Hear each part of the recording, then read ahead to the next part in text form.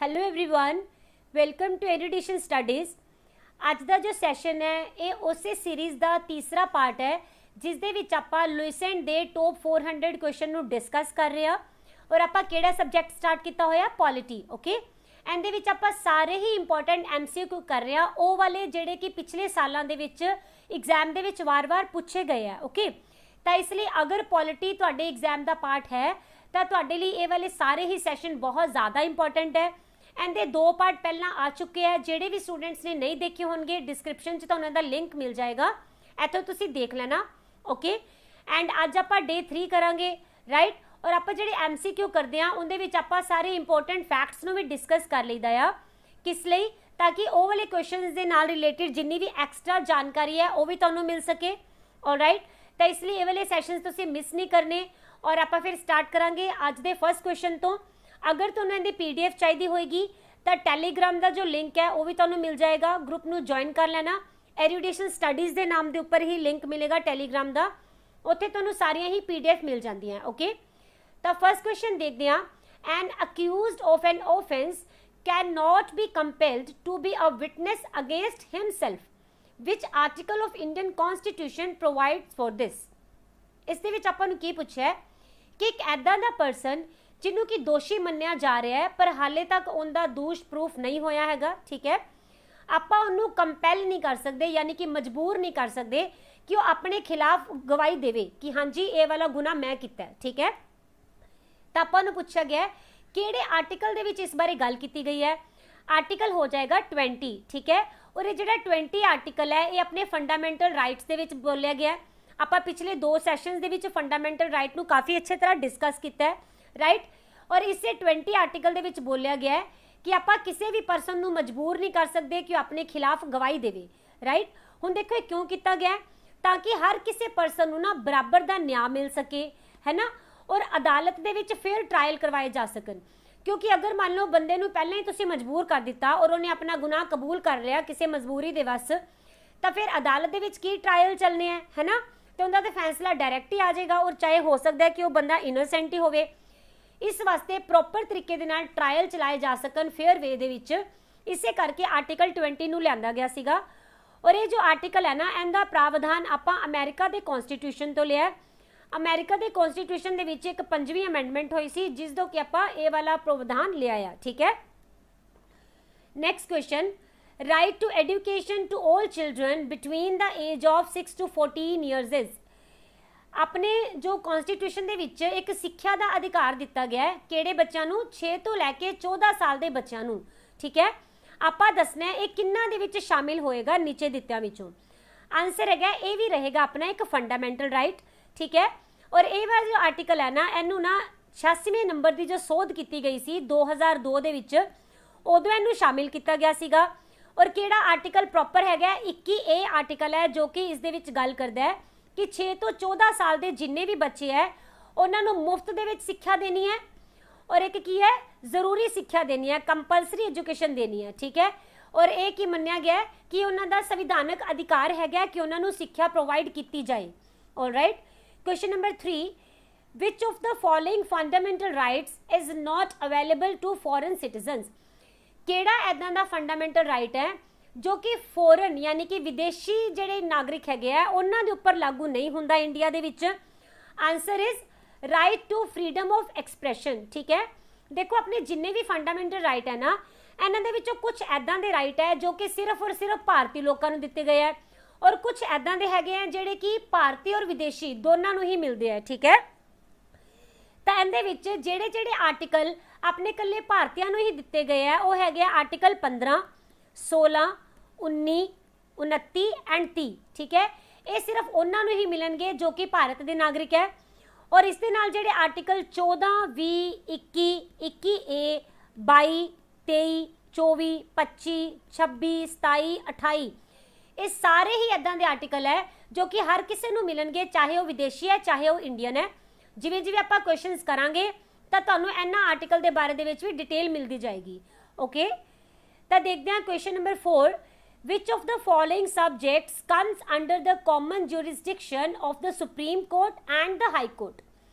हेठा आपां नूं कुछ सब्जेक्ट दिते हुए हैं, आपां दसना है कि किहड़े ऐदां दे सबजैक्ट है जिहड़े कि सुप्रीम कोर्ट और हाई कोर्ट दोनों दी ही कॉमन जुरिसडिक्शन दे विच आउंदे है, ठीक है, यानी कि दोनों दे ही कॉमन कानून अधिकार दे विच आउणगे। तो आंसर हो जाएगा 3, प्रोटैक्शन ऑफ फंडामेंटल राइट्स, है ना। देखो आप पहला ही किया सी, जिहड़े फंडामेंटल राइट हुंदे है ये अपने इंडियन कॉन्स्टिट्यूशन का बहुत ही इंपॉर्टेंट पार्ट है। और अपने जिहड़े BR अंबेडकर जी है उन्होंने बोलिया भी सी कि ये जिहड़े फंडामेंटल राइट्स है ना ये अपना दिल और आत्मा है अंदर आर्टिकल 32, राइट। क्यों बोलिया गया सी? क्योंकि आर्टिकल 32 दे विच की बोलिया जाता है कि अगर तुहाडे फंडामेंटल राइट नूं कोई नुकसान पहुंचाता है तो तुसीं डायरैक्ट सुप्रीम कोर्ट दे विच जाके अपील कर सकते हो, ठीक है। और इस दे नाल जिहड़ा हाई कोर्ट है उहदे विच अपील करन लई आर्टिकल किनवा हैगा 226। हुण जदों तुसीं किसी भी अदालत दे विच जाके फंडामेंटल राइट पूरे ना होण ते अपील करोगे तो अदालत की करेगी, तुहानूं रिट इशू करदी है।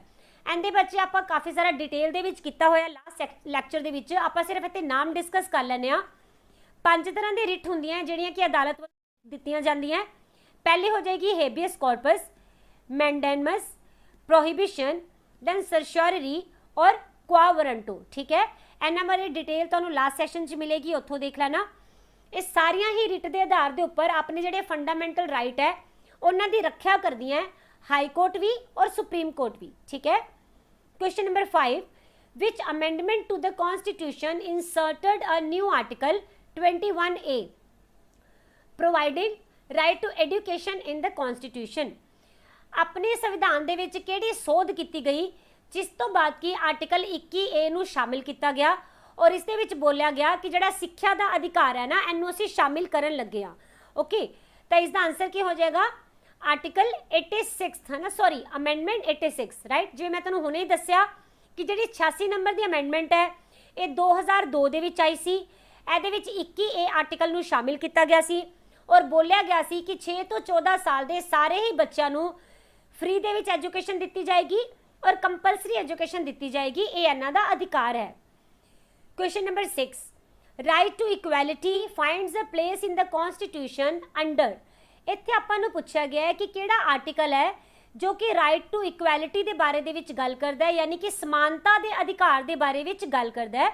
आंसर हो जाएगा 2, 3 एंड 4, यानी आर्टिकल 14, 15 एंड 16 इन्हां तिन्नां दे विच ही समानता के अधिकार बारे गल की गई है।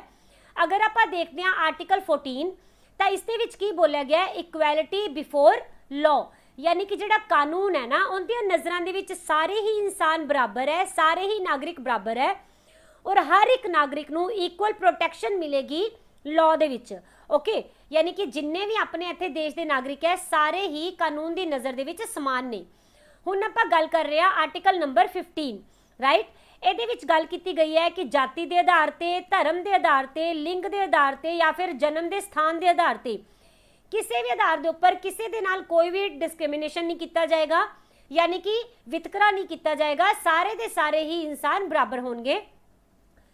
आर्टिकल नंबर 16 के विच गल की गई है जिन्नियां भी पब्लिक इंप्लॉयमेंट हुंदी है यानी सरकारी नौकरियां हुंदियां उहदे विच हर एक इंसान नूं बराबर के मौके प्रदान किए जाएंगे, किसी दे नाल भी किसी भी तरह का कोई वितकरा नहीं किया जाएगा। आर्टिकल नंबर 16 दे विच इंप्लॉयमेंट की गल की गई है, ठीक है। Question number 7, which of the following is correct. नीचे आपां नूं कुछ स्टेटमेंट्स दित्तियां हुई हैं, इहदे विच सही किहड़ी आपां दसना है। तो आंसर रहेगा 1, द नेहरू रिपोर्ट जिहड़ी कि 1928 दे विच आई सी, ठीक है। इहदे विच ना फंडामेंटल राइट्स के बारे विच गल की गई सी। देखो ये पेश किन्ना ने कीती सी नेहरू रिपोर्ट, मोतीलाल नेहरू ने, ठीक है, जवाहरलाल नेहरू ने नहीं की।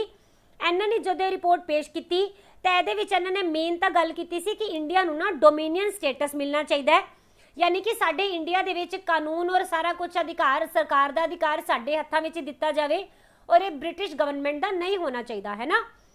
और इसे ही रिपोर्ट दे विच ना फंडामेंटल राइट्स के बारे दे विच भी गल की गई सी। Question number 8, the word Hindus in article 25 of the constitution does not include। अपना जिहड़ा आर्टिकल नंबर 25 है उस दे विच एक शब्द का यूज किया गया हिंदूस, ठीक है। आपां दसना इन्हां चारां दे विचों किहड़ा इदां दा धर्म है जिस दे बारे विच हिंदू शब्द नूं नहीं यूज किया गया। आंसर है पारसीज, ठीक है। देखो तुहानूं पता होएगा कि अपने धार्मिक अधिकारां दे बारे विच गल कीती जांदी है ना 25 आर्टिकल दे विच। ਇਹਦੇ ਵਿੱਚ ਨਾ ਹਿੰਦੂਆਂ ਲਈ, बुद्धिस्ट ਲਈ, जैनिज ਲਈ एंड सिखां ਲਈ एक ही वर्ड यूज किया गया हिंदू, ओके। और पारसियां दे ਇਹਦੇ ਵਿੱਚ ਗੱਲ नहीं की गई। और ऐसे आर्टिकल ਦੇ ਵਿੱਚ ही जो सिख हैगे है ਉਹਨਾਂ ਨੂੰ ਕਿਰਪਾਨ ਧਾਰਨ ਕਰਨ ਦਾ ਵੀ ਅਧਿਕਾਰ ਦਿੱਤਾ ਗਿਆ, okay. Question number 9, right to information RTI act aims at to. ਆਪਾਂ ਸਾਰਿਆਂ ਨੇ ਹੀ बहुत ज़्यादा सुनिया होया है इन्फॉर्मेशन का अधिकार है ना, RTI।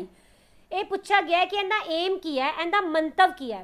आंसर होएगा A, secure access to information from public authorities. देखो जिहड़े RTI एक्ट है ना, ये 2005 ਦੇ ਵਿੱਚ ਆਇਆ ਸੀ।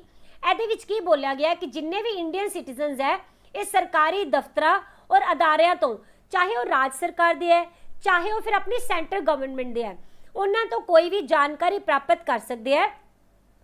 ਔਰ ਜਿਹੜੇ ਇਹ ਵਾਲੇ ਸਰਕਾਰੀ ਅਦਾਰੇ ਹੋਣਗੇ ਇਹਨਾਂ ਨੂੰ ਇੱਕ ਨਿਸ਼ਚਿਤ ਟਾਈਮ ਦੇ ਅੰਦਰ ਅੰਦਰ ਐਸ RTI ਦਾ ਜਵਾਬ ਵੀ ਦੇਣਾ ਪੈਂਦਾ ਹੈ, ਠੀਕ ਹੈ।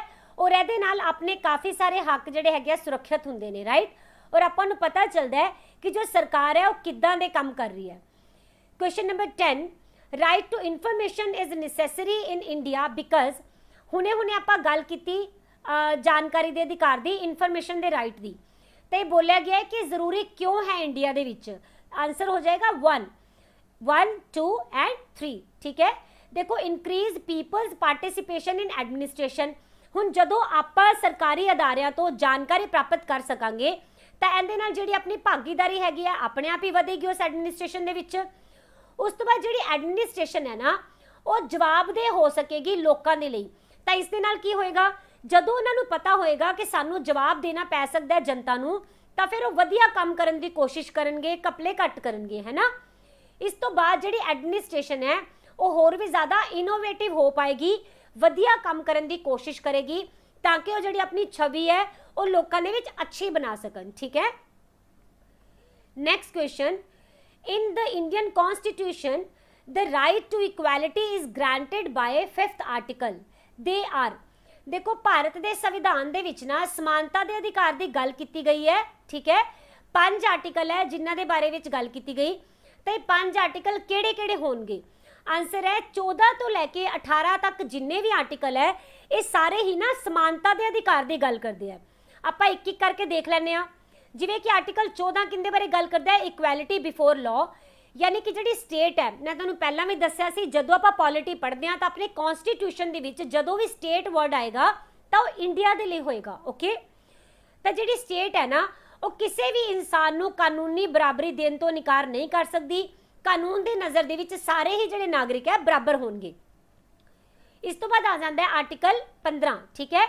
इहदे विच बोलिया गया है कि सारे ही नागरिकों को बिना किसी जात, रंग, नस्ल, लिंग या फिर जन्म इन्हां दे आधार के उपर कभी भी भेदभाव नहीं किया जाएगा, सारे नूं बराबर प्रोटैक्शन मिलेगी, ठीक है।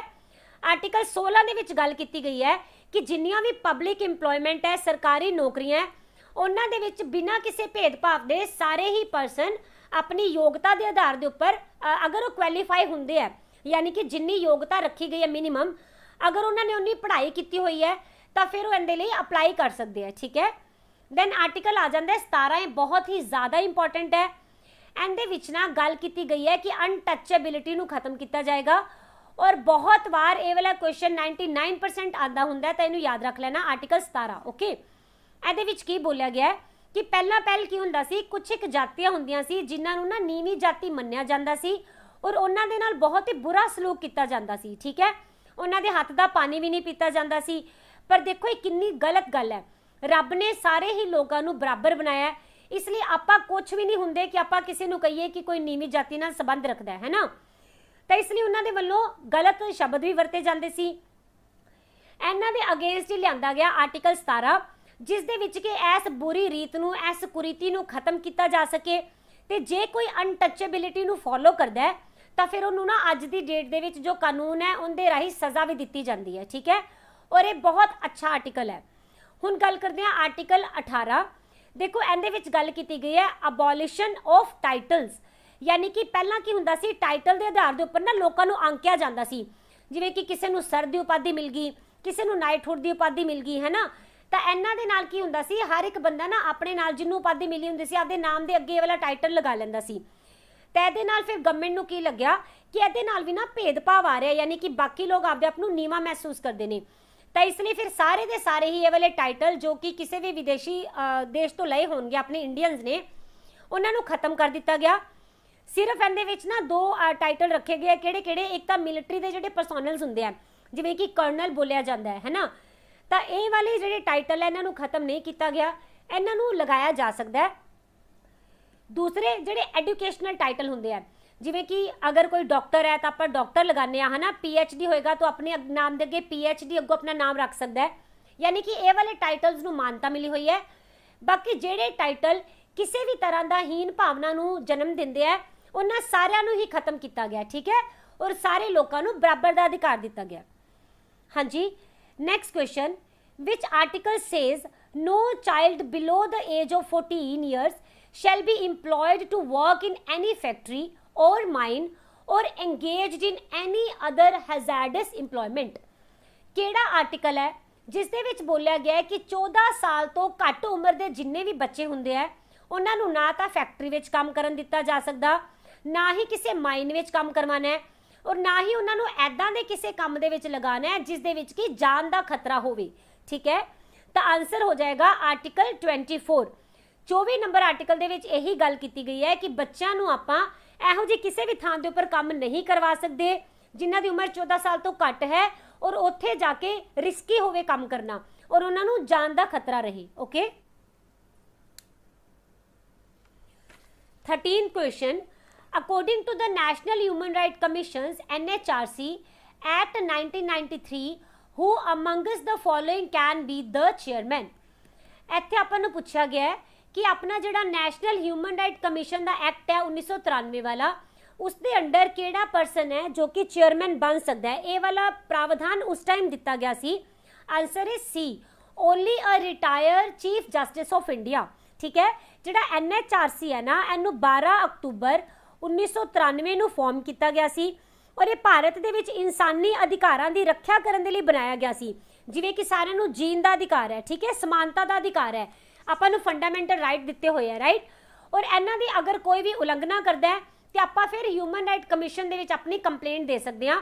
ਐਸੇ ਲਈ ਹੀ ਇਹਨੂੰ ਸਟਾਰਟ ਕੀਤਾ ਗਿਆ ਸੀ, ਔਰ ਇਹਦਾ ਜਿਹੜਾ ਹੈੱਡਕੁਆਰਟਰ ਹੈ ਇਹ ਤੁਹਾਨੂੰ ਮਿਲੇਗਾ ਨਿਊ ਦਿੱਲੀ ਦੇ ਵਿੱਚ, ਰਾਈਟ।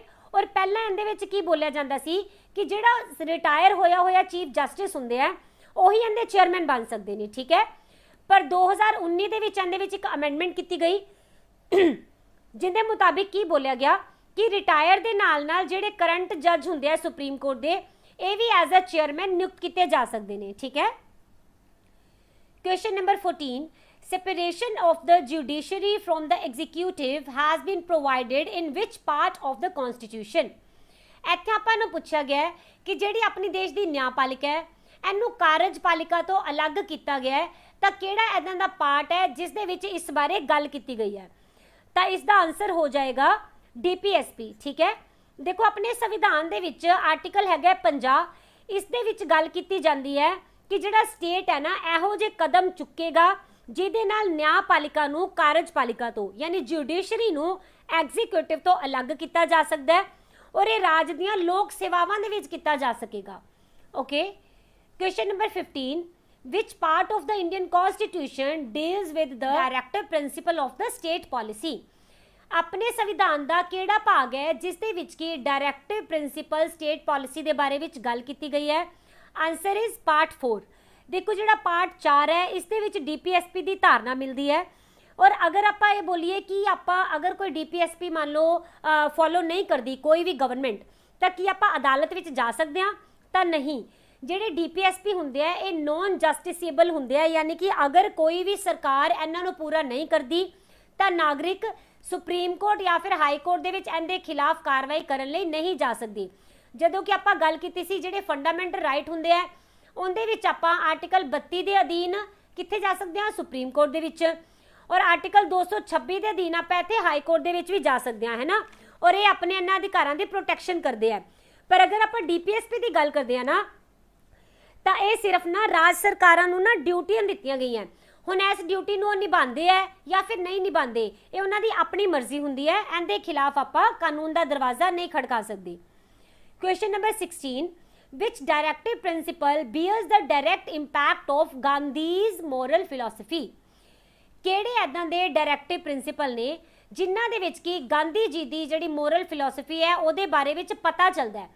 ਦੇਖੋ ਇਹ ਤੁਸੀਂ ਯਾਦ ਰੱਖੋਗੇ ਕਿ ਇਹਦੇ ਬਾਰੇ ਸਾਫ਼ ਕਨਸਟੀਟਿਊਸ਼ਨ ਦੇ ਵਿੱਚ ਮੈਂਸ਼ਨ ਨਹੀਂ ਕੀਤਾ ਹੋਇਆ ਕਿ ਜਿਹੜੀ ਡੀਪੀਐਸਪੀ ਦੇ ਵਿੱਚ ਆਹ ਵਾਲਾ ਜਿਹੜਾ ਆਰਟੀਕਲ ਹੈ ਇਹ ਸੋਸ਼ਲਿਸਟ ਹੈ, ਇਹ ਗਾਂਧੀਅਨ ਹੈ, ਇਹ ਲਿਬਰਲ ਹੈ, ਐਦਾਂ ਦਾ ਕੁਝ ਨਹੀਂ ਹੈ। ਪਰ ਅਗਰ ਆਪਾਂ ਉਹਨਾਂ ਦੇ ਵੈਸੇ ਓਵਰਆਲ ਦੇਖਦੇ ਹਾਂ ਨਾ ਤੇ ਉਹਨਾਂ ਦੀ ਆਪਾਂ ਨੂੰ ਕੰਟੈਂਟ ਦੇਖ ਕੇ ਪਤਾ ਚੱਲਦਾ ਹੈ ਕਿ ਤਿੰਨ ਤਰ੍ਹਾਂ ਦੇ ਐਦਾਂ ਦੇ ਆਪਾਂ ਪਾਰਟ ਬਣਾ ਸਕਦੇ ਹਾਂ ਜੋ ਕਿ ਡੀਪੀਐਸਪੀ ਨੂੰ ਬੋਲੇ ਜਾਂਦੇ ਆ। ਜਿਵੇਂ ਕਿ ਇੱਕ ਤਾਂ ਹੈਗਾ ਵੀ ਸੋਸ਼ਲ ਬੇਸ ਦੇ ਉੱਪਰ, ਦੂਸਰਾ ਗਾਂਧੀ ਜੀ ਦੇ ਸਿਧਾਂਤਾਂ ਦੇ ਉੱਪਰ, ਔਰ ਤੀਸਰਾ ਹੈਗਾ ਲਿਬਰਲ। ਠੀਕ ਹੈ, ਇਹ ਤਿੰਨ ਪਾਰਟ ਬਣਾਏ ਗਏ ਹੈ। ਤਾਂ ਗਾਂਧੀ ਜੀ ਦੇ ਬਾਰੇ ਵਿੱਚ ਜਿਹੜਾ ਗੱਲ ਕਰੇਗਾ ਉਹ ਆਨਸਰ ਹੈ B, to organise village panchayat. Okay, ਦੇਖੋ ਦੋ ਐਦਾਂ ਦੇ ਆਰਟੀਕਲ ਹੈ ਜੋ ਕਿ ਗਾਂਧੀ ਫਿਲਾਸਫੀ ਦੇ ਵਿੱਚ ਬਹੁਤ ਇੰਪੋਰਟੈਂਟ ਹੈ। ਇੱਕ ਹੈਗਾ ਆਰਟੀਕਲ 40 ਔਰ ਦੂਸਰਾ ਹੈ ਆਰਟੀਕਲ 45। ਜਿਹੜਾ ਆਰਟੀਕਲ 40 ਹੈ ਨਾ, ਇਹਦੇ ਵਿੱਚ ਕੀ ਗੱਲ ਕੀਤੀ ਗਈ ਹੈ ਕਿ ਪੰਚਾਇਤਾਂ ਬਣਾਈਆਂ ਜਾਣਗੀਆਂ ਔਰ ਪੰਚਾਇਤਾਂ ਨੂੰ ਨਾ ਲੋਕਲ ਸੈਲਫ ਗਵਰਨਮੈਂਟ ਦਾ ਦਰਜਾ ਦਿੱਤਾ ਜਾਏਗਾ।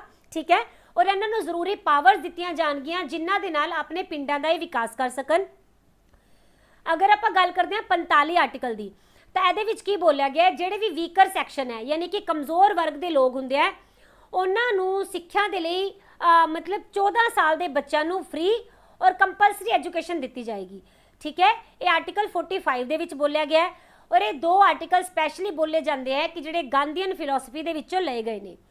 Okay, question number 17, in which of the following is promotion of international peace and security mentioned in the constitution? ਹੇਠਾਂ ਦਿੱਤੇ ਗਏ ਕਿਹੜੀ ਚੀਜ਼ ਦੇ ਵਿੱਚ ਦੱਸਿਆ ਗਿਆ ਕਿ ਅੰਤਰਰਾਸ਼ਟਰੀ ਸ਼ਾਂਤੀ ਔਰ ਸੁਰੱਖਿਆ ਇਹਦੇ ਬਾਰੇ ਦੇ ਵਿੱਚ ਗੱਲ ਕੀਤੀ ਗਈ ਹੈ। ਠੀਕ ਹੈ, ਆਨਸਰ ਹੋ ਜਾਏਗਾ directive principal of the state policy.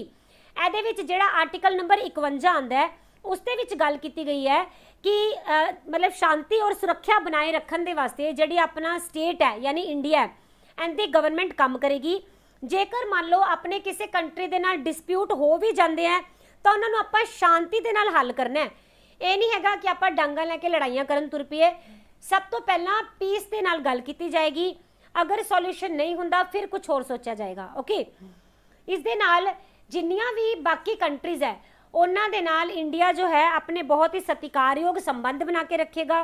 ਠੀਕ ਹੈ, ਇਹਨਾਂ ਸਾਰਿਆਂ ਦੇ ਬਾਰੇ ਵਿੱਚ ਗੱਲ ਕੀਤੀ ਗਈ ਹੈ ਆਰਟੀਕਲ ਨੰਬਰ 51 ਦੇ ਵਿੱਚ।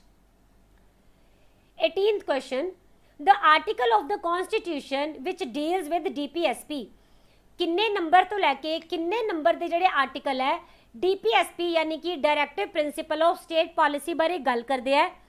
ਆਨਸਰ ਇਜ਼ ਆਰਟੀਕਲ 36 ਤੋਂ ਲੈ ਕੇ 51 ਤੱਕ। ਓਕੇ, ਇਹਨਾਂ ਦੇ ਵਿੱਚ DPSP ਬਾਰੇ ਗੱਲ ਕੀਤੀ ਗਈ ਹੈ ਜਿੰਦੇ ਵਿੱਚ ਕਿ ਸਾਰੀਆਂ ਹੀ ਡਿਊਟੀਆਂ ਦੱਸੀਆਂ ਗਈਆਂ ਜਿਹੜੀਆਂ ਕਿ ਇੱਕ ਸਟੇਟ ਨੂੰ ਨਿਭਾਣੀਆਂ ਹੋਣਗੀਆਂ। ਪਰ ਜੇਕਰ ਕੋਈ ਸਰਕਾਰ ਇਹਨੂੰ ਨਹੀਂ ਨਿਭਾਉਂਦੀ ਤਾਂ ਜਿਵੇਂ ਮੈਂ ਤੁਹਾਨੂੰ ਦੱਸਿਆ ਕਿ ਫੰਡਾਮੈਂਟਲ ਰਾਈਟ ਵਾਂਗ ਆਪਾਂ ਅਦਾਲਤ ਵਿੱਚ ਨਹੀਂ ਜਾ ਸਕਦੇ। ਔਰ ਇਹ ਕਿੰਨਵਾਂ ਪਾਰਟ ਹੈ ਜਿਸ ਦੇ ਵਿੱਚ 36 ਤੋਂ 51 ਆਰਟੀਕਲ ਆਣਗੇ ਤਾਂ ਇਹ ਪਾਰਟ ਹੋ ਜਾਏਗਾ 4। Okay, question number 19, by which amendment act of the constitution were the DPSP given precedence over the fundamental rights wherever they come into conflict? ਇਸ ਦੇ ਵਿੱਚ ਕੀ ਬੋਲਿਆ ਗਿਆ ਹੈ ਕਿ ਐਦਾਂ ਦਾ ਅਮੈਂਡਮੈਂਟ ਦੱਸੋ ਜਿਸ ਦੇ ਵਿੱਚ ਗੱਲ ਕੀਤੀ ਗਈ ਹੈ ਕਿ ਅਗਰ DPSP ਯਾਨੀ ਕਿ directive principal of state policy ਔਰ ਜਿਹੜੇ ਫੰਡਾਮੈਂਟਲ ਰਾਈਟ ਹੈ ਇਹਨਾਂ ਦੇ ਵਿਚਕਾਰ ਨਾ ਅਗਰ ਕੋਈ ਕੰਫਲਿਕਟ ਆ ਜਾਂਦਾ ਹੈ ਤਾਂ ਫਿਰ ਕਿਹਨੂੰ ਪਹਿਲ ਦਿੱਤੀ ਜਾਏਗੀ, ਕਿਹੜਾ ਉੱਪਰ ਹੋਏਗਾ। ਠੀਕ ਹੈ, ਤਾਂ ਇਹਦੇ ਵਿੱਚ ਵੈਸੇ ਦੱਸਿਆ ਤਾਂ ਗਿਆ ਹੀ ਹੈ ਕਿ DPSP ਨੂੰ ਮਿਲਿਆ ਆ ਹੈ ਨਾ ਕਿ ਇਹ ਉੱਪਰ ਰਹਿਣਗੇ। ਤਾਂ ਕਿੰਨਵੀਂ ਅਮੈਂਡਮੈਂਟ ਹੈ ਜਿਸ ਦੇ ਵਿੱਚ ਕਿ ਇਸ ਬਾਰੇ ਗੱਲ ਕੀਤੀ ਗਈ ਸੀ? ਆਨਸਰ ਹੈ 42ਵੀਂ ਅਮੈਂਡਮੈਂਟ। ਠੀਕ ਹੈ, ਔਰ ਜਿਹੜੀ 42ਵੀਂ ਅਮੈਂਡਮੈਂਟ ਹੈ ਇਹ 1976 ਦੇ ਵਿੱਚ ਕੀਤੀ ਗਈ ਸੀਗੀ। ਮੰਨ ਲਓ DPSP ਔਰ FR ਦੇ ਵਿੱਚ ਕੋਈ ਕੰਫਲਿਕਟ ਆ ਗਿਆ ਤਾਂ ਇਸ ਅਮੈਂਡਮੈਂਟ ਦੇ ਵਿੱਚ ਕੀ ਬੋਲਿਆ ਕਿ DPSP ਨੂੰ ਪਹਿਲ ਮਿਲੇਗੀ। ਓਕੇ, ਚਾਹੇ ਆਪਾਂ ਇਹ ਜਾਣਦੇ ਵੀ ਹਾਂ ਕਿ ਜਿਹੜੇ DPSP ਹੁੰਦੇ ਆ ਇਹ ਐਨਫੋਰਸੀਬਲ ਨਹੀਂ ਹੁੰਦੇ, ਰਾਈਟ, ਯਾਨੀ ਕਿ ਕੋਰਟ ਵਿੱਚ ਆਪਾਂ ਨਹੀਂ ਜਾ ਸਕਦੇ ਕੋਈ ਇਹਨੂੰ ਫੋਲੋ ਕਰੇ ਜਾਂ ਨਹੀਂ ਕਰੇ, ਹੈ ਨਾ।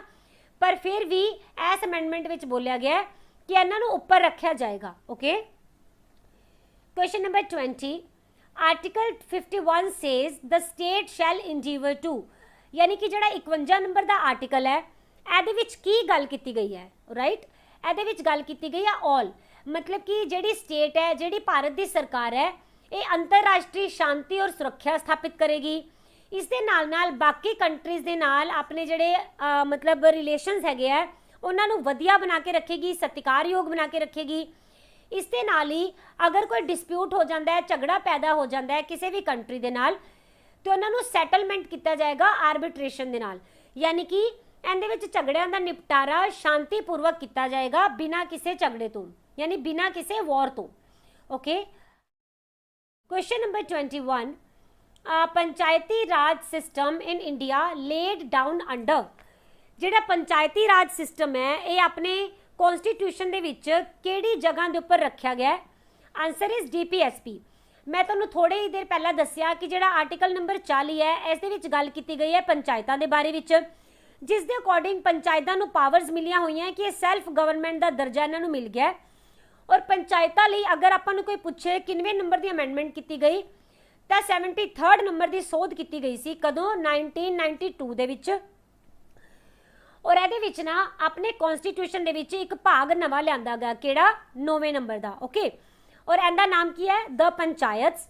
ये विच 243 तो लैके 243 तक के सारे ही आर्टिकल शामिल किए गए हैं, और नाल ही 11वीं सूची नूं भी इहदे विच शामिल किया गया सी, जिस दे अधीन ना पंचायतां नूं टोटल 29 सबजैक्ट जिहड़े हैगे आ वो दिते गए सी। ठीक है, जिन्हां दे विच कि पंचायतां काम कर सकदियां।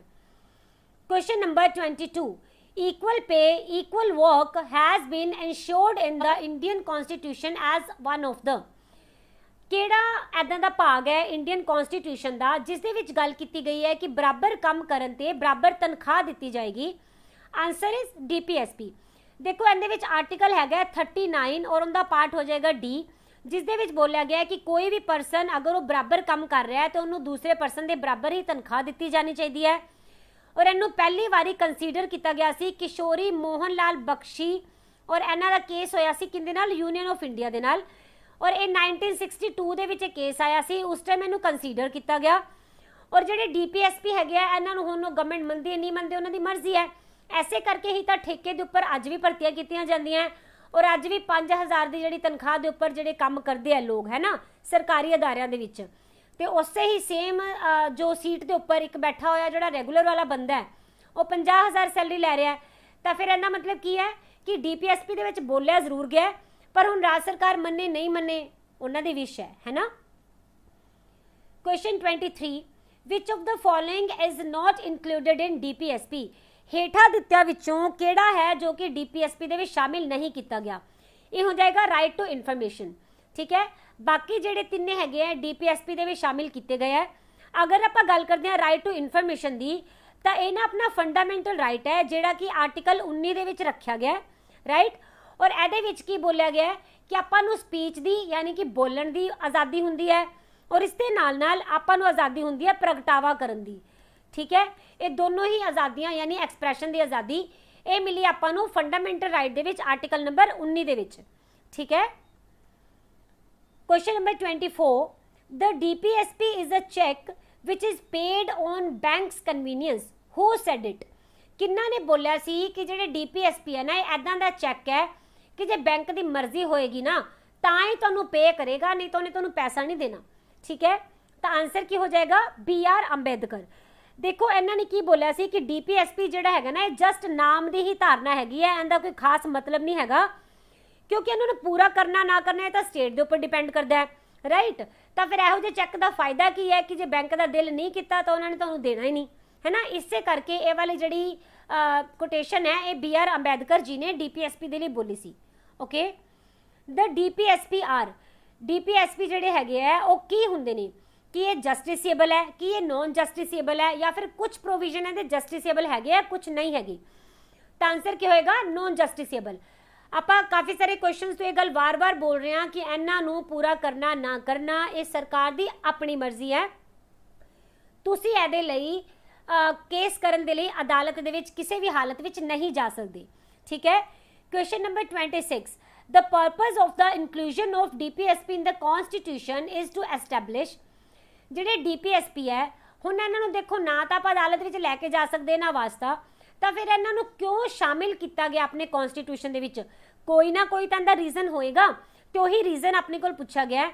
ਇਹ ਹੈਗਾ ਕਿ ਆਪਾਂ ਨੂੰ ਸਮਾਜਿਕ ਔਰ ਆਰਥਿਕ ਜਿਹੜੀ ਸੁਤੰਤਰਤਾ ਹੈ ਨਾ, ਡੈਮੋਕ੍ਰੇਸੀ ਹੈ, ਜਿਹੜਾ ਲੋਕਤੰਤਰ ਹੈ, ਉਹ ਪ੍ਰੋਵਾਈਡ ਕੀਤਾ ਜਾ ਸਕੇ। ਇਸੇ ਕਰਕੇ DPSP ਨੂੰ ਲਿਆਂਦਾ ਗਿਆ, ਕਿਉਂਕਿ ਦੇਖੋ ਆਪਾਂ ਬੋਲ ਤਾਂ ਰਹੇ ਹਾਂ ਕਿ ਸਰਕਾਰ ਇਹਨੂੰ ਮੰਨੇ ਨਾ ਮੰਨੇ ਉਹਨਾਂ ਦੀ ਮਰਜ਼ੀ ਹੈ, ਪਰ ਤੁਸੀਂ ਖੁਦ ਸੋਚੋ, ਅਗਰ ਸਰਕਾਰ ਨਹੀਂ ਮੰਨੇਗੀ, ਕੰਮ ਨਹੀਂ ਕਰੇਗੀ, ਸੜਕਾਂ ਨਹੀਂ ਬਣਾਏਗੀ, ਇੰਟਰਨੈਸ਼ਨਲ ਰਿਲੇਸ਼ਨਸ਼ਿਪ ਅੱਛੇ ਨਹੀਂ ਡਿਵੈਲਪ ਕਰੇਗੀ, शांति कायम नहीं करेगी, ਆਪਾਂ ਨੂੰ ਸੁਰੱਖਿਆ नहीं देगी, ਹੋਰ भी बहुत कुछ अगर ये नहीं करेगी ਤਾਂ ਅਗਲੀ ਵਾਰੀ ਕੀ ਹੋਏਗਾ? ਫਿਰ ਜਦੋਂ 5 ਸਾਲ ਬਾਅਦ ਦੁਬਾਰਾ ਵੋਟਾਂ ਹੋਣਗੀਆਂ ਤਾਂ ਕੀ ਜਨਤਾ ਇਹਨਾਂ ਨੂੰ ਵੋਟ ਪਾਏਗੀ? ਨਹੀਂ ਨਾ। ਇਸੇ ਕਰਕੇ ਆਟੋਮੈਟਿਕਲੀ DPSP ਨੂੰ ਫਿਰ ਸਰਕਾਰਾਂ ਜਿਹੜੀਆਂ ਹੈਗੀਆਂ ਫੋਲੋ ਕਰਦੀਆਂ ਤਾਂ ਕਿ ਅਗਲੀ ਵਾਰੀ ਵੀ ਸਰਕਾਰ ਉਹਨਾਂ ਦੀ ਹੀ ਆ ਸਕੇ। All right, question number 27, from which country's constitution we borrowed the concept of DPSP? ਕਿਹੜੀ ਕੰਟਰੀ ਦੇ ਸੰਵਿਧਾਨ ਤੋਂ ਆਪਾਂ DPSP ਦਾ ਕਨਸੈਪਟ ਲਿਆ ਆ? Answer is Ireland. ਠੀਕ ਹੈ, ਯਾਨੀ ਕਿ ਆਇਰਿਸ਼ ਕਨਸਟੀਟਿਊਸ਼ਨ ਤੋਂ ਆਪਾਂ DPSP ਬੋਰੋ ਕੀਤੇ ਆ। How many fundamental duties are there in the Indian constitution? Bharat ਦੇ ਸੰਵਿਧਾਨ ਦੇ ਵਿੱਚ ਕਿੰਨੀਆਂ ਫੰਡਾਮੈਂਟਲ ਡਿਊਟੀਜ਼, ਹੁਣ ਇੱਥੇ ਰਾਈਟਸ ਨਹੀਂ ਹੈ, ਇੱਥੇ ਡਿਊਟੀਜ਼ ਹੈ, ਯਾਦ ਰੱਖਣਾ। ਕਿੰਨੀਆਂ ਡਿਊਟੀਜ਼ ਹੈ ਜਿਨ੍ਹਾਂ ਬਾਰੇ ਗੱਲ ਕੀਤੀ ਗਈ ਹੈ? ਤਾਂ ਆਨਸਰ ਹੋ ਜਾਏਗਾ 11। ਠੀਕ ਹੈ, अगर आप गल करिए जो अपना संविधान बनया सी ना, उदों एक भी फंडामेंटल ड्यूटी नहीं हुंदी सी। बाद दे विच जदों 42वीं अमेंडमेंट आई तो संविधान दे विच टोटल 10 फंडामेंटल ड्यूटीज़ नूं ऐड कर लिया गया। ठीक है, और उस तो बाद फिर 86 नंबर की अमेंडमेंट आई कदों 2002 दे विच, और उदों एक होर फंडामेंटल ड्यूटी है जिन्हों ऐड कर लिया गया। तो एट प्रेजेंट अगर आप गल करते हैं तो अपने संविधान दे विच टोटल 11 फंडामेंटल ड्यूटीज़ ने। ओके, और ये जी अमेंडमेंट सी एदे नाल ना पार्ट किनवा ऐड किया गया सी? 4A, और ये आर्टिकल किनवा ऐड किया गया सी? 51A। ठीक है, और जो आर्टिकल 51A है यही फंडामेंटल ड्यूटीज़ के बारे में गल करता है। और इहदे जी 11वीं सूची लियाती गई सी ना ड्यूटी की, ये 11वीं ड्यूटी ये रखी गई सी कि जोड़े भी पेरेंट्स होंगे या फिर गार्जियन होंगे, ये अपने बच्चों को 6 तो 14 साल की उम्र के विच पढ़ाई जरूर प्रोवाइड करेंगे, इन्हां दी ड्यूटी बनती है। ओके, तो जिस तरह आप DPSP बारे गल की कि राज सरकार मन्ने ना मन्ने उन्हां दी मर्जी है, इसी तरह ही फंडामेंटल ड्यूटीज़ ये अपनी ड्यूटीज़ है, आप इन्हां नूं मनदे या नहीं मनदे ये भी अपने ऊपर डिपेंड करता है। Alright, question number 29, by which amendment act the fundamental duties of citizens are included in Indian constitution? किन्नवें नंबर की सोध की गई जिस तो बाद की फंडामेंटल ड्यूटीज़ नूं अपने संविधान दे विच ऐड कर लिया गया? Answer is 42nd amendment. ये आई कदों सी? तो 1976 दे विच आई। और किहड़ी इदां दी कमेटी है जिंदी सिफारिश के उपर किया गया? तो यह हो जाएगी स्वर्ण सिंह कमेटी। ठीक है, उन्हां दी रिकमेंडेशन के उपर ही इसनूं ऐड किया गया सी। और उस वेले ना नैशनल एमरजेंसी लगी हुई सी, और उस टाइम प्राइम मिनिस्टर कौन सी? इंदिरा गांधी, जिन्हों ने नैशनल एमरजेंसी लगाई हुई सी। तो उदों ही पहली बारी सोचा गया कि इंडियन कॉन्स्टिट्यूशन के विच जो नागरिक है इन्हों अधिकार बहुत मिले हुए हैं, फंडामेंटल राइट्स है ना, तो फिर इन्हों दे अगेंस्ट कुछ इन्हों फंडामेंटल ड्यूटीज़ भी देनिया चाहिए ਜਿਹੜੀਆਂ कि नागरिकों का फर्ज होवे कि उन्होंने निभान। ठीक है, इसलिए फिर फंडामेंटल ड्यूटीज़ नूं ऐड किया गया। हुण गल करते हैं question number 30th, in which year fundamental duties have been added to existence fundamental rights in the constitution? Fundamental right के नाल नाल फंडामेंटल ड्यूटीज़ नूं किन्नवें साल दे विच ऐड किया गया सी? हुणे आपां कीता 1976 दे विच जदों 42वीं अमेंडमेंट हुई उदों इन्हां नूं ऐड किया गया। Okay, question number 31, which part of the constitution deals with fundamental duties? अपना जिहड़ा भारत का संविधान है इस दे विच किहड़ा इदां दा पार्ट है, भाग है जिस दे विच कि फंडामेंटल ड्यूटीज़ के बारे में गल की गई है? आंसर हो जाएगा 4A। ठीक है, और इस दे विच तुसीं याद रख लेना कि 4A दे विच पहलां की हुंदा सी? कोई भी फंडामेंटल ड्यूटी नहीं हुंदी सी। बाद में जो 42वीं अमेंडमेंट हुई तो 10 ऐड हो गई, फिर 86वीं अमेंडमेंट दे विच एक होर आ गई, तो टोटल कितनियां हो गई? फिर 11 फंडामेंटल ड्यूटीज़ हो गई है ना। और जी 11वीं फंडामेंटल ड्यूटी है ये आई सीगी कि जोड़े भी पेरेंट्स होंगे हैं उन्होंने ड्यूटी बनेगी कि 6 तो 14 साल के बच्चों को सिक्ख्या प्रोवाइड की जा सके। और सारिया ही फंडामेंटल ड्यूटीज़ किनवे आर्टिकल आ जाएगियां? आर्टिकल नंबर 51A दे विच। Okay, question number 32, which one of the following is not a fundamental duty? हेठां दित्तियां विचों किहड़ी फंडामेंटल ड्यूटी नहीं है? ठीक है, इत्थे नहीं पूछा गया है, तो आंसर आएगा C, to protect monuments and places of public importance. ठीक है, ये फंडामेंटल ड्यूटी नहीं है, ये DPSP है। ऑलराइट, पर अगर आप गल करते हैं कि अपने राष्ट्रीय जो एंथम है इनकी रिस्पैक्ट करना या फिर जी पब्लिक प्रॉपर्टी है इन्हों संभाल के रखना, इनू नुकसान नहीं पहुँचाना, और जोड़ा अपना नैचुरल इन्वायरमेंट है इनू प्रोटैक्ट करके रखना, ये सारा कुछ ही जोड़ा है फंडामेंटल ड्यूटीज़ दे विच आ जाता है। Okay, which one of the following is incorrect. हेठा आपां कुछ स्टेटमेंट्स दित्ती हैं, आपां दसना है कि इन्हां विचों किहड़ी गलत है। तो जी पहली है ना, ये गलत हो जाएगी, यानी कि जी फंडामेंटल ड्यूटीज़ है ना, ये फंडामेंटल राइट का पार्ट नहीं होंदियां। ठीक है, इत्थे लिखा होया पार्ट होंदियां। ओके, तो बाकी जिहड़े सही है वो जरूर देख लांगे। Fundamental duties are not a part of fundamental rights, यानी कि फंडामेंटल जिहड़ियां ड्यूटीज़ है ये राइट का पार्ट नहीं हैगियां, बिल्कुल सही है। Fundamental duties are enumerated in the part 4A of the Indian constitution, यानी कि भाग 4A दे विच फंडामेंटल ड्यूटीज़ बारे गल की गई है, बिल्कुल सही है। Article 51A explain 11 duties of every citizen of India. जिहड़ा 51A आर्टिकल है इस दे विच 11 फंडामेंटल ड्यूटीज़ की गल की गई है, एब्सोल्यूटली राइट। तो फिर ये नीचे वाले 3 है ये राइट हो जाएंगे, तो पहला गलत हो जाएगा। Okay, question number 34, which of the following statements fundamental duties are correct. अपन दे विच पूछा गया है कि किहड़ियां इदां दियां स्टेटमेंट है फंडामेंटल ड्यूटीज़ के संदर्भ दे विच जिहड़ियां कि सही ने। हुण इत्थे करैक्ट पूछा गया, आंसर है डी, यानी कि 3 और 4। ओके, देखो fundamental duties have become a part of the constitution in accordance with the recommendation of स्वर्ण सिंह कमेटी। मैं तुहानूं हुणे ही दस्सिया सी कि जिहड़ियां फंडामेंटल ड्यूटीज़ है ये स्वर्ण सिंह कमेटी दीयां सिफारिशां दे नाल ही ऐड की गई सी अपने संविधान दे विच। और जिहड़े फंडामेंटल ड्यूटीज़ हुंदियां ये सिर्फ इंडिया के जिहड़े सिटीजन है सिर्फ उन्हां दे उपर ही एप्लीकेबल हुंदियां, आपां बाकी कंट्रीज़ दे जिहड़े फॉरनर्स हुंदे आ उन्हां दे उपर आपां इन्हां नूं थोप नहीं सकदे। Alright, question number 35, where is Raisina hill. Raisina hill कित्थे हैगियां आ? आंसर है 1, इन new Delhi where Rashtrapati Bhavan is situated. देखो जी रायसीना हिल है ना, ये अपनी सरकार दियां जिन्नियां भी इंपॉर्टेंट इमारतां हुंदियां जिवें कि राष्ट्रपति भवन आपां हुणे दस्सिया, दैन सैक्रैटरीएट हो गया, दैन PM दा ऑफिस हो गया, होर भी कई मंत्रालय, इन्हां सारियां दियां ही तुहानूं बिल्डिंग्स कित्थे मिलणगियां? रायसीना हिल दे विच मिलणगियां। ओके, और इहदे विच ना जिहड़े इहदे नेड़े तेड़े पार्लीमेंट इंडिया दा, दैन राजपथ हो गया और इंडिया गेट हो गया, ये भी सारियां ही इहदे नेड़े ही मिलणगियां। और इस इमारत दे विच ना हर साल एक मीटिंग हुंदी है जिसनूं बोलिया जाता है रायसीना डायलॉग। ठीक है, ये हर साल करवाई जाती है, पहला तो यह याद रख लेना। और इस मीटिंग दे विच head of states, cabinet minister, then जिहड़ियां लोकल गवर्नमेंट हुंदियां उन्हां दे अधिकारी और इहदे नाल नाल प्राइवेट सैक्टर दे जिहड़े पर्सन है वो भी भाग लै सकदे ने।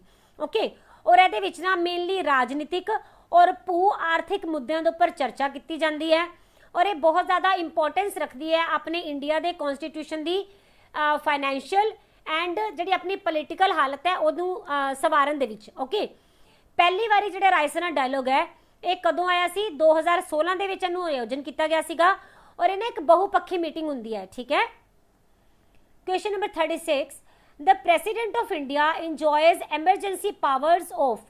जिहड़ा भारत का राष्ट्रपति है ये किन्ने तरह दियां जो एमरजेंसी पावर्स है इन्हां नूं माणदा है? आंसर रहेगा 3 टाइप्स। ठीक है, यानी कि अपने प्रेसिडेंट नूं 3 तरह दियां पावर्स मिलियां हुई हैं जिंदे विच एमरजेंसी लगा सकते हैं। पहली हैगी है नैशनल एमरजेंसी, दूसरी हो जाएगी स्टेट एमरजेंसी एंड सब तो लास्ट आ जाती है फाइनैंशियल एमरजेंसी। ठीक है, अगर नैशनल एमरजेंसी की गल करते हैं तो 352 आर्टिकल दे विच इहदे बारे गल की गई है, स्टेट एमरजेंसी 356 आर्टिकल दे विच है और फाइनांस की जिहड़ी हैगी है ये फाइनैंशियल एमरजेंसी 360 दे विच गल हुई है। ओके, इहदे नाल नाल ना जो अपने प्रेसिडेंट हुंदे है इन्हां नूं ऑर्डीनेंस की भी पावर मिलती है। ठीक है, और किहड़े आर्टिकल के अंदर मिलेगी? 123 के अंदर। अगर आप गल करते हैं नैशनल एमरजेंसी की तो हुण तक ना एक बारी लगी सी 1962 दे विच जदों इंडिया का चाइना दे नाल युद्ध होया सीगा। ठीक है, उस तो बाद लगाई गई 1971 दे विच जदों इंडिया एंड पाकिस्तान का युद्ध होया और तीसरी बारी 1975 दे विच लगी अंदरूनी डिस्टर्बेंस दे नाल, यानी कि इंटरनल डिस्टर्बेंस दे नाल। ओके, पर हुण इन्हां ने बोलिया होया कि जिहड़ी अंदरूनी डिस्टर्बेंस है उनदे नाल कदी भी नैशनल एमरजेंसी नहीं लगाई जा सकती। ओके, अगर आप स्टेट एमरजेंसी की गल करिए तो सब तो ज़्यादा वारी यूपी दे विच लग चुकी है 10 वारी। ओके, और जिहड़ी स्टेट एमरजेंसी है ना वो कदों लगाई जाती है, जदों किसी भी राज दे विच अराजकता का माहौल हो जाता है तो उदों फिर की हुंदा है, इत्थे राष्ट्रपति वालों स्टेट एमरजेंसी लगा दी जाती है और फिर जिहड़ा वो राज होएगा ना उहदे उपर डायरैक्ट सेंटर गवर्नमेंट का हक हो जाएगा, यानी कि उनके अंडर ही काम करन लग जाएगी। और अगर आप गल करते हैं अपने पंजाब दे विच कितनी बारी स्टेट एमरजेंसी लग चुकी है, तो हुण तक इत्थे 8 बारी एमरजेंसी लग चुकी है, ठीक है। और फाइनैंशियल एमरजेंसी हाले तक कभी लगाई नहीं गई। Question number 37, how many times the president of India can seek री इलैक्शन टू हिज पोस्ट। जेडे अपने भारत के राष्ट्रपति हुंदे है ये कितनी बारी चुने जा सकते हैं, कितनी बारी लड़ सकते हैं बार बार अपनी पोस्ट के लिए। तो आंसर की है एनी नंबर ऑफ टाइम्स, ठीक है। देखो अपने जिहड़े देश के राष्ट्रपति हुंदे हैं ना वो जिन्नी बारी हो सके उन्नी बारी चुने जा सकते हैं, जिन्नी बारी हो सके उन्होंने मन मर्जी होएगी उन्नी बारी वो इलैक्शन लड़ सकते हैं। पर फिर भी ना जो डॉक्टर राजेंद्र प्रसाद है ये कल्ले इदां दे राष्ट्रपति है जो कि 2 बारी चुने गए सी as a president of India. Okay, which of the following appointment is not made by the president of India. हेठां दित्तियां विचों किहड़ी नियुक्ति है जो कि भारत के राष्ट्रपति वालों नहीं की जाती। नोट है तो आ जाएगा स्पीकर ऑफ द लोक सभा, यानी कि जेडे चीफ जस्टिस होंगे इंडिया के उन्होंने भी अपने भारत के राष्ट्रपति चुनते हैं, एयर स्टाफ के चीफ नूं भी और आर्मी के चीफ नूं भी राष्ट्रपति वालों चुनिया जाता है। अगर गल करते हैं आप लोक सभा के स्पीकर की तो इनकी चोन कौन करते हैं, लोक सभा के सारे मैंबर ही करते हैं और 5 सालों के इन्हों चुनिया जाता है, ठीक है। इन्हों की चोन राष्ट्रपति वालों नहीं की जाती। Question number 39, in case the president wishes to resign to whom is he to address his resignation letter। जे राष्ट्रपति अपना अस्तीफा देना चाहते हैं तो फिर अपना अस्तीफा किन्ना नूं दे सकते हैं। सिंपल एक 1 लाइनर क्वेश्चन है, आंसर रहेगा वाइस प्रेसिडेंट, यानी कि उप राष्ट्रपति नूं राष्ट्रपति अपना अस्तीफा सौंपते हैं। Question number 40, what is the maximum age limit prescribed for the post of the president of India. केड़ी एज लिमिट है जो कि प्रेसिडेंट के लिए बोली गई है कि इन्नी उम्र तक एक बंदा राष्ट्रपति बन सकता है। इत्थे पूछा गया मैक्सिमम एज लिमिट, ठीक है, ज्यादा तो ज्यादा वाली। तो आंसर की हो जाएगा there is no maximum age limit, right. यानी कि एक किन्नी भी उम्र दे होके और राष्ट्रपति का चुनाव कोई भी पर्सन लड़ सकता है और उन्होंने जित के राष्ट्रपति बन सकता है। इहदे लिए कोई भी उम्र निर्धारित नहीं की गई। Rashtrapati Bhavan was designed bye, ये भी 1 लाइनर क्वेश्चन ही है कि जो राष्ट्रपति भवन है एंड द डिजाइन किन्ने बनाया सी। आंसर है Edwin Lutyens. Question number 42, a presidential ordinance can remain in force for. जेडे कि अपने राष्ट्रपति ऑर्डिनेंस जारी करते हैं एक किन्ने टाइम के लिए वैलिड होंदा है। आंसर इज 6 मंथ्स, ओके, यानी कि 6 महीने के लिए ऑर्डिनेंस नूं जारी रखा जा सकता है। और ऑर्डिनेंस जारी कदों किया जाता है राष्ट्रपति वालों, जदों कोई भी संसद सैशन दे विच ना होए और इनकी वैलिडिटी रहेगी 6 महीने और 6 महीने के अंदर अंदर संसद नूं एक सैशन रखना ही पैंदा है, ठीक है। उस तो बाद फिर अगर 6 महीने तो ऊपर टाइम निकल जाता है तो ये वाला जो ऑर्डिनेंस है इनू खत्म मान लिया जाता है। आपां कुछ दिन पहला करंट अफेयर दे विच कीता सीगा कि एक ऑर्डिनेंस जारी किया गया हाल ही दे विच राष्ट्रपति वालों कि जिस दे विच जिन्ने भी डिफेंस सर्विसिज हुंदियां इन्हां नूं की कर लिया गया, एमरजेंसी सर्विसिज दे विच बना लिया गया, ठीक है। और इनके अंडर कोई भी अधिकारी जिहड़े डिफेंस दी एमरजेंसी सर्विसिज दे विच काम करते हैं और किसी भी तरह की हड़ताल नहीं कर सकते, प्रोटेस्ट नहीं कर सकते, ओके। तो फिर इनू किन्नी देर लिए वैलिड रखा जाता है 6 महीने के लिए। और उस तो बाद जो 6 महीने के अंदर जो सैशन आ जाएगा तो फिर उस तो बाद 6 हफ्ते के अंदर अंदर ये एक्सपायर हो जाता है, ऑल राइट। एंड ऑर्डिनेंस के नाल ना कॉन्स्टिट्यूशन दे विच अमेंडमेंट नहीं की जा सकती, ये तुसीं याद रखना है। हू can initiate impeachment of the president. जिहड़े अपने प्रेसिडेंट अपने राष्ट्रपति हुंदे है इन्हां नूं हटाउण दी जिहड़ी प्रक्रिया है इनू कौन इनिशिएट कर सकता है, यानी कि किवें इन्हां नूं हटाया जा सकता है। आंसर हो जाएगा 1/4 of members of either house of the parliament, यानी कि शुरुआत किहदे वालों की जाएगी। तो देखो जो रेजोल्यूशन हुंदा है ये अपने किसी भी मतलब सदन, चाहे वो लोक सभा है चाहे वो राज्य सभा, इन्हां विचों किसी दे वल्लों भी सदन दे विच इहनूं लिआंदा जा सकता है, रेजोल्यूशन नूं पास किया जा सकता है, ठीक है। और जदों ये 2/3 मेजोरिटी दे नाल पास कर दिंदे है तो फिर इनू दूसरे सदन दे विच भेज दिता जाता है। फिर दूसरा सदन इहदे उपर पूरी तरह पड़ताल करता है और अगर ये भी इनू पास कर दे तो फिर राष्ट्रपति नू अपने पद तो हटाया जा सकता है, ठीक है। और राष्ट्रपति के अगेंस्ट जिहड़ी ये इंपीचमेंट की प्रोसैस हुंदी है ये कदों लियांदी जा सकती है? अगर ये अपने संविधान की वायलेंस करते हैं यानी कि उलंघना करते हैं, ठीक है। Question number 44, the president of India is elected by the, अपने भारत के राष्ट्रपति की चोन किन्ना वालों की जाती है? Answer is D. देखो जेडे अपने भारत के राष्ट्रपति होंगे है ना, इन्हां दी चोन करन मिले एक कॉलेज बनता है, स्पैशल इलैक्टोरल कॉलेज। इहदे विच लोक सभा के मैंबर और राज सभा के मैंबर किहड़े वाले? जिहड़े इलैक्टेड होंगे हैं यानी कि चुने हुए होंगे हैं। ये वर्ड तुहाडे लई इंपॉर्टेंट रहेगा। ये इलैक्टेड मैंबर इहदे विच पार्टिसिपेट करते हैं यानी कि जिन्ने भी नामांकित मैंबर होंगे हैं, नॉमीनेटेड मैंबर, और राष्ट्रपति की इलैक्शन प्रक्रिया दे विच अपनी वोट नहीं पा सकती, ठीक है।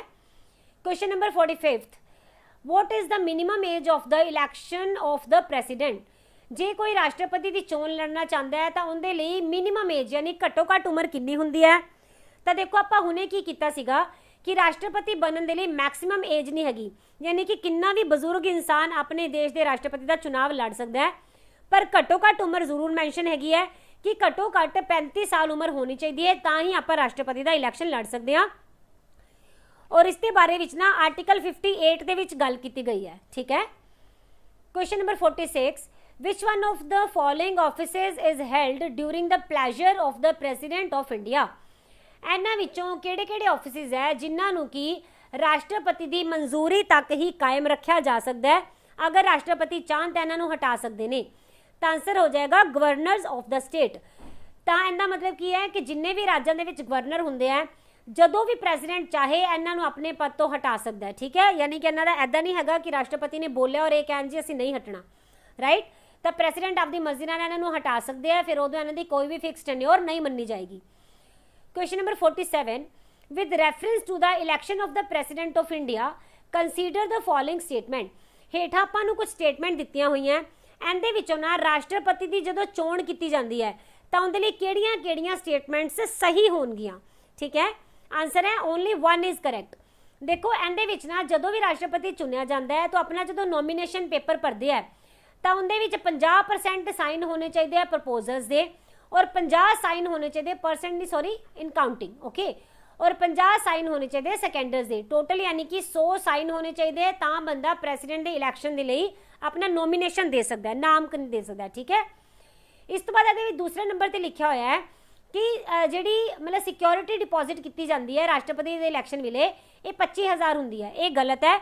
ये सिक्योरिटी कितनी होएगी? RBI दे विच ना 15,000 रुपये सिक्योरिटी वजों जमा कराने पैंदे हैं, ना कि 25,000 रुपये, okay. Who was the president of India at the time of proclamation of emergency in the year 1975? ਇਹਦੇ ਵਿੱਚ ਪੁੱਛਿਆ ਗਿਆ ਹੈ कि 1975 ਦੇ ਵਿੱਚ ਜਦੋਂ ਐਮਰਜੈਂਸੀ ਲੱਗੀ ਸੀ ਤਾਂ ਆਪਣੇ ਦੇਸ਼ ਦੇ ਰਾਸ਼ਟਰਪਤੀ ਕੌਣ ਸੀਗੇ, right. Answer is Fakhruddin Ali Ahmed, ठीक है।